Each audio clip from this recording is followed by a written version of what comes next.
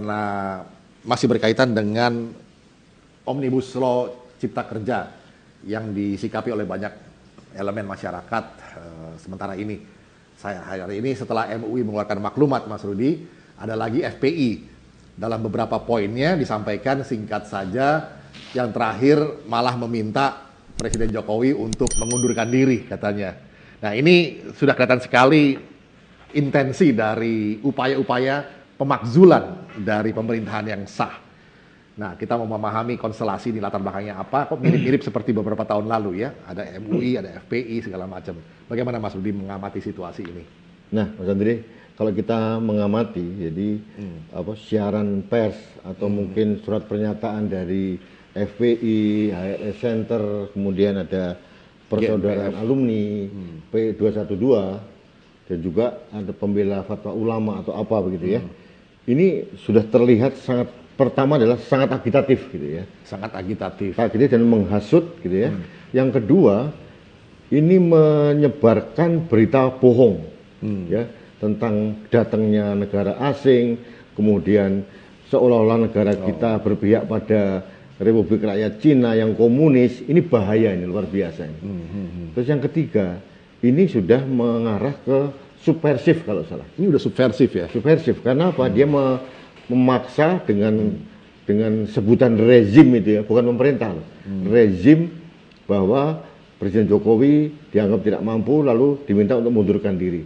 Ada poin-poin yang menurut saya sangat tidak patut dikeluarkan karena itu sangat kuat kesan dari hoax gitu ya.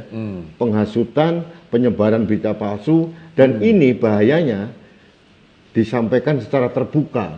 Ini kan dipercaya oleh publik dan menciptakan ketakutan ya di masyarakat gitu. Semacam teror berarti ini ya. Teror ini teror informasi yang sengaja disuarakan oleh kelompok-kelompok ini gitu ya.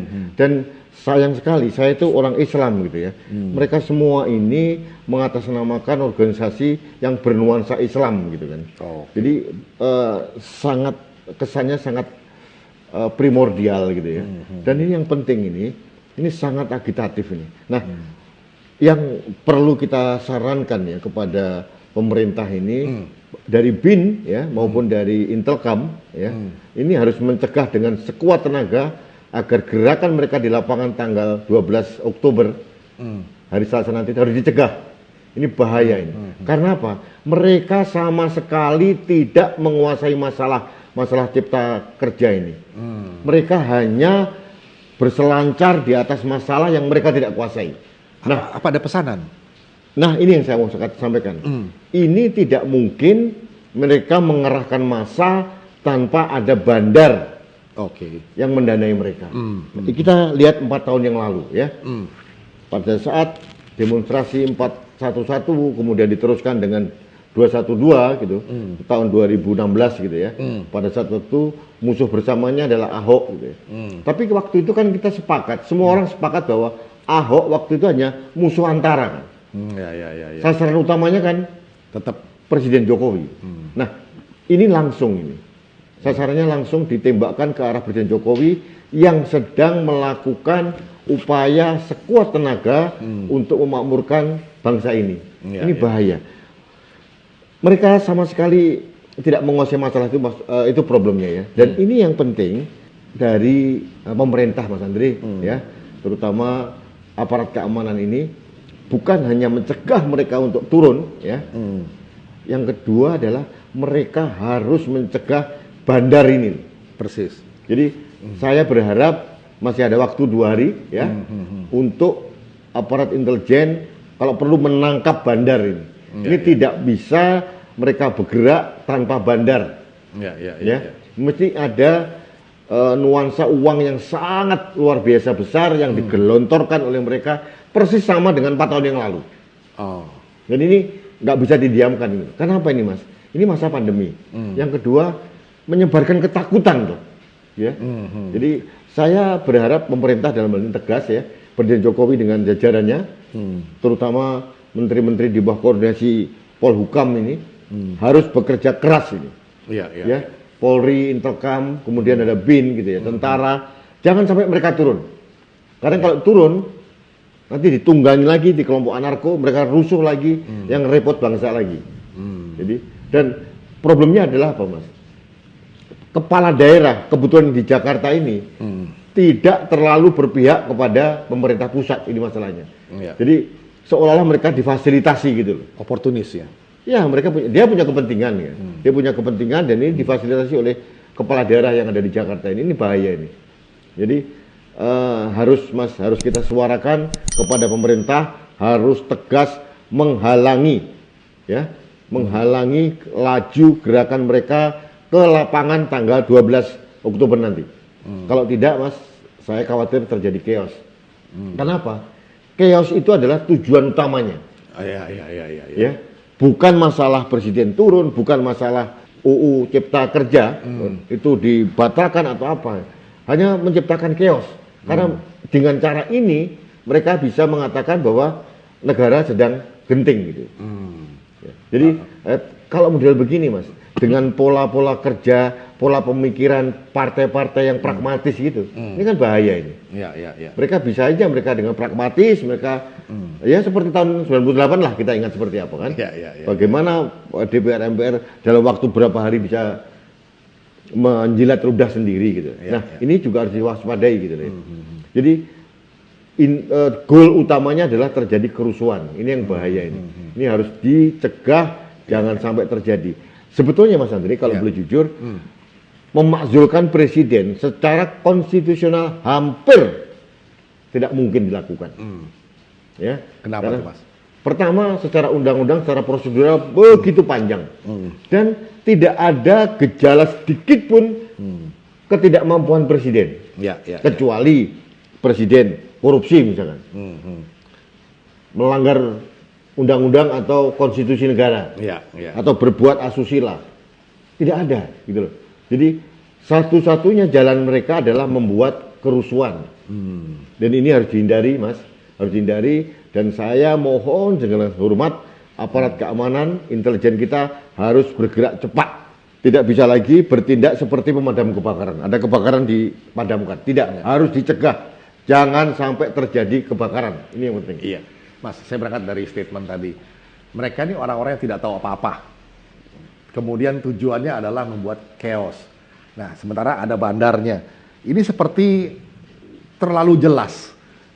Orang mengatakan too obvious untuk tidak segera melakukan tindakan-tindakan preemptif gitu. Nah, kenapa tidak cepat dilakukan? Inilah yang membuat saya juga agak galau ini. Pemerintah, mohon maaf nih, terkesan agak lamban menyikap ini. Kita ini rakyat jelata gitu.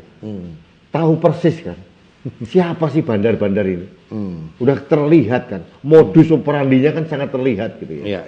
Ini bandarnya. Yang kedua, ini loh operator di lapangan ini, ini kan sudah jelas gitu. Harusnya sebelum mereka menyuarakan kebohongan publik, menyuarakan ketakutan kepada rakyat, harus dicegah toh. Nah, ini sudah terlanjur lewat. Sekarang adalah waktu 2 hari ini, Mas, harus dilakukan langkah-langkah kuratif dengan cepat.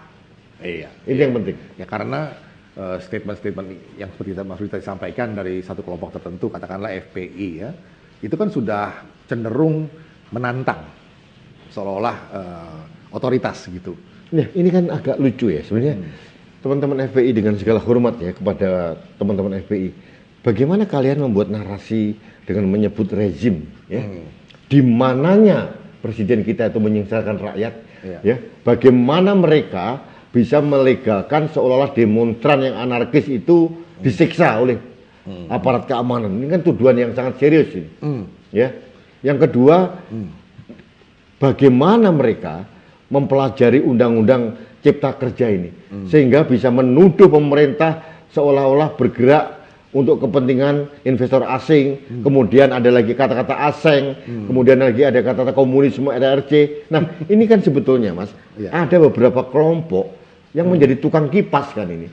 Ini ada orang yang mempunyai massa besar, ada tukang kipasnya, ada bandarnya. Nah, ketiga kelompok ini sangat jelas sudah tahu pasti ini loh orangnya. Kita saja orang awam mengerti gitu loh. Harusnya orang intelijen lebih tahu kan. Nah, udahlah Mas, kita tidak perlu menyalahkan itu ya. Mudah-mudahan mereka sudah tahu juga. Iya, Nah, iya. yang paling penting adalah tindakannya apa. Iya. Ya, saya kira, saya yakin Intelcam, BIN juga udah tahu. Oke. Cuma yang penting tindakannya apa gitu. Ini soalnya gini Mas, presiden ini dihantam dari dalam dan luar. Dari dalam ada pembangkangan para kepala daerah, dari luar ada kelompok-kelompok yang beginian gitu ya. Ini benar-benar harus kita jaga, jangan sampai terjadi kerusuhan. Yang susah siapa? Kita rakyat. Iya. Ya. Jadi jangan sampai mereka bisa bebas menyuarakan seolah-olah membebaskan rakyat. Mereka ini sedang menyengsarakan rakyat.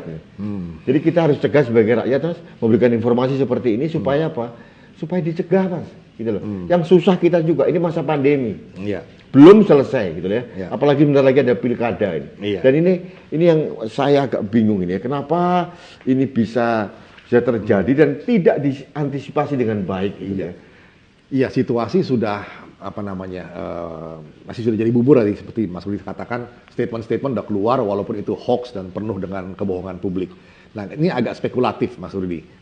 Katakanlah terjadi minggu depan ini amit-amit sampai terjadi turun ke jalan, kemudian situasi rusuh, chaos seperti katakanlah objektif mereka. Kemudian dipadamkan dengan kekerasan, bukan kekasaran, tapi kekerasan terpaksa. Lalu apa? Nah, ini kita sebagai masyarakat sipil ya, yang tahu persis tentang modus operandi mereka ya, saya menghimbau kepada civil society, kelompok menengah dan para alumni perguruan tinggi intelektual yang mempunyai kesadaran kebangsaan, mari bergerak bersama untuk mendukung pemerintah yang sah. Iya. Ya, jangan sampai kita